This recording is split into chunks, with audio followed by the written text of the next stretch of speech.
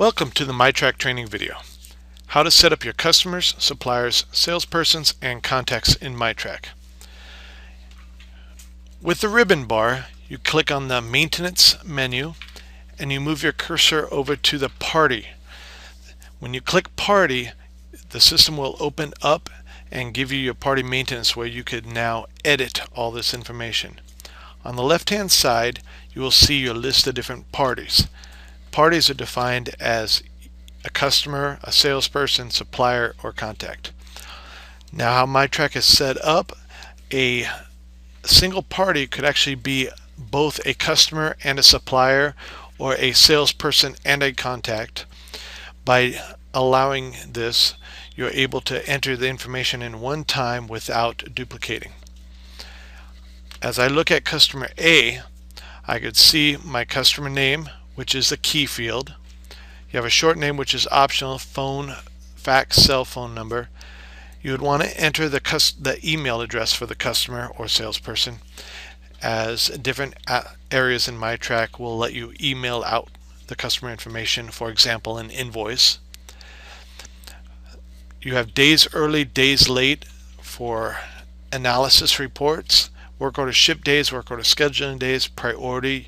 You could enter a priority for a customer, and certain reports could be filtered by priority. So on hot jobs, hot customers, you would want a higher priority. You could actually change those priorities on the fly when you're entering orders. You have your payment method. These are all user defined under the maintenance area. Terms, currency. You only need to really put in the currency if you're a multinational or you do invoicing sales orders over your country borders, for example US to Canada or Canada to the US. You have a few fields here describing some audit information where you could enter that information and you could put an audit comment. Now for each party you could have multiple addresses. So to add addresses, you just click on the add, edit, or delete buttons, and I'm going to just double click to edit an address. Addresses are broken into two types. You have either billing address or shipping address. You could also have an address that's both billing and shipping. This cuts down on typing. So if an address encompasses both billing and shipping, you could enter that information. You could also make it the default. You enter your information: address, city, state, zip, region, if you set them up in your maintenance. Also your taxes. So in MIE Trak you are allowed up to 4 taxes, and this is not a tax like California tax, New York tax. This is a tax that one invoice or one purchase order would actually have multiple taxes, like Canada, which would be GST and HST. You also have a tax type. Once you assign the sales tax, you could put in a tax type, which is tax the invoice amount or tax invoice amount. Once your information is in there, you could hit save, and we could save our data, and the screen is updated with that latest information. You could have as many billing and shipping addresses as you wish. MIE Trak can be broken into divisions, so you could actually have multiple divisions in MIE Trak. Please see the divisions training video for more information. And you could actually assign each customer to one or more divisions. This eliminates typing. Also gives you the capability of moving orders, quotes, work orders between divisions.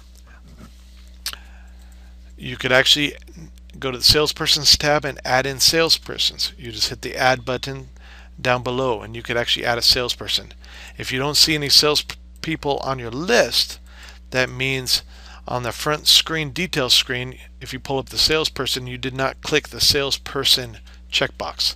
Once you click the salesperson's checkbox, that party becomes a salesperson also and would show up in your list. Each salesperson could have a unique commission per customer they are representing. So customer A, salesperson 1 could have a 5% commission, but salesperson 1 could have a 10% commission working with customer B. Same thing for contacts. It's just like salespersons, where you could add, edit, and delete contacts. You could put the contact, phone, fax, email, and a description. You could also create a customer group. Customer groups are set up in maintenance, and you could assign specific customers to groups. One reason you would assign a customer to a group is if you had a multinational, let's say, and they had 5 entities, but you wanted reporting to show all 5 entities consolidated into one, like backlog report. You would put all those customers into one customer group. And then you have the miscellaneous tab. The miscellaneous tab lets you put in information for like certifications, just some reference information. And lastly, estimator. Who is the actual estimator for this customer? So maybe all your estimates are done by one estimator. It would be an optional field. But if you want to, by default, break out different customers to get different estimates in the RFQ, you can do that. So thank you for listening to the party maintenance setup, and if you want more information, please visit us at www.mie-solutions.com.